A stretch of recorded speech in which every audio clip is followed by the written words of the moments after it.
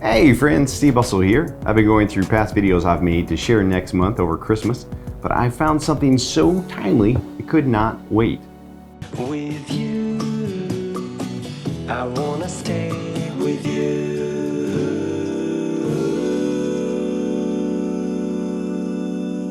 Back in 2014, I directed a series called Mayflower Elementary for Lifeway Kids. It was written by Josh Childs and myself. Mayflower Elementary exists in this hyper-reality where the elementary school president controls the school with an iron fist. An underground newspaper reports the true scandals. The TV news anchor is on the take, but the governor of third grade could always be counted on for his wit and wisdom.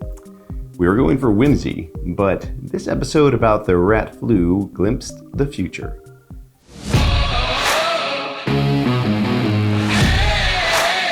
Today's video is brought to you by the storytellers at 7th Story, who can help you make content that is timeless and maybe prophetic.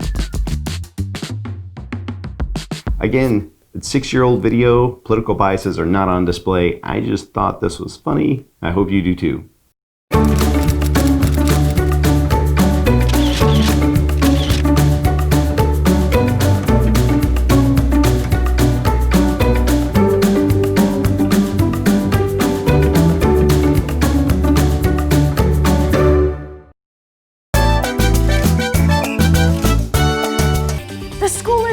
With excitement.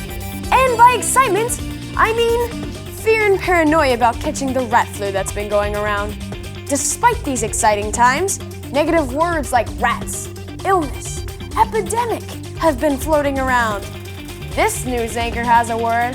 How about opportunity? Because of President Quann's refusal to deal with the rat infestation months ago, an epidemic has officially swept Mayflower. Sometimes it really stinks being right. Quinn even had Matt Sanders talking like this was a good thing. More good news! President Quinn has given the coolest name to the virus sweeping the school. It's called the varmint flu. Catchy! The first person to have the opportunity to experience the varmint flu is chess team captain Jose Hernandez. Since Jose's initial contact, less than half of the student population is believed to be homesick. That's over half the school that is not sick.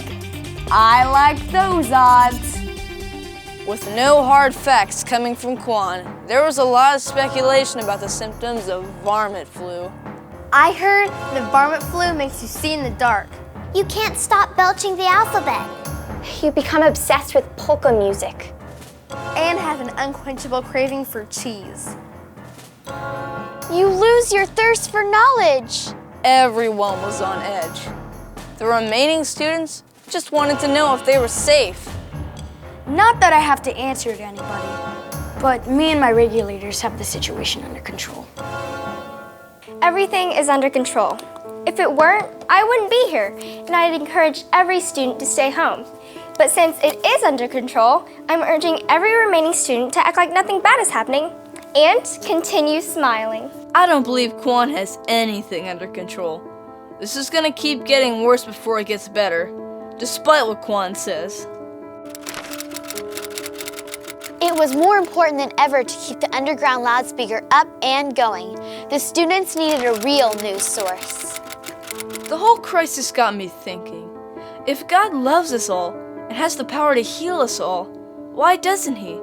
If I had the power, I would heal everyone that was sick. And I don't even know everyone, let alone love them. I wrote a draft of an article I wanted to do. Cully reminded me that before I wrote a second draft, I should talk to the governor of third grade and get his take on it. God in His greatness formed the world and everything in it. He has the power to heal any one of us from any sickness, but sometimes He doesn't. It's hard for us to understand His ways, but our job is to trust Him no matter what. We can know that there's a greater healing and that there's proof of God's love for us, a healing of our soul. You see, if we ask Him, God will take away all of our sin. Governor MIGUEL really cleared stuff up for me. I decided I would write a completely different second draft. It's the one we ended up publishing.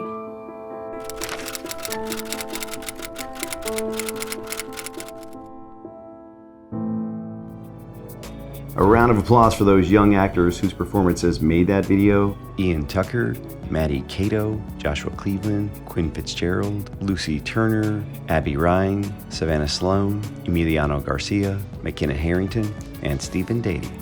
Thank you, kids, who you're probably now in college.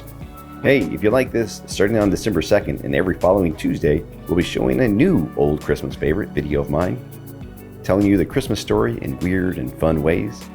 And while you're at it, why not just subscribe? Doing so will make you feel all warm and Christmas-like.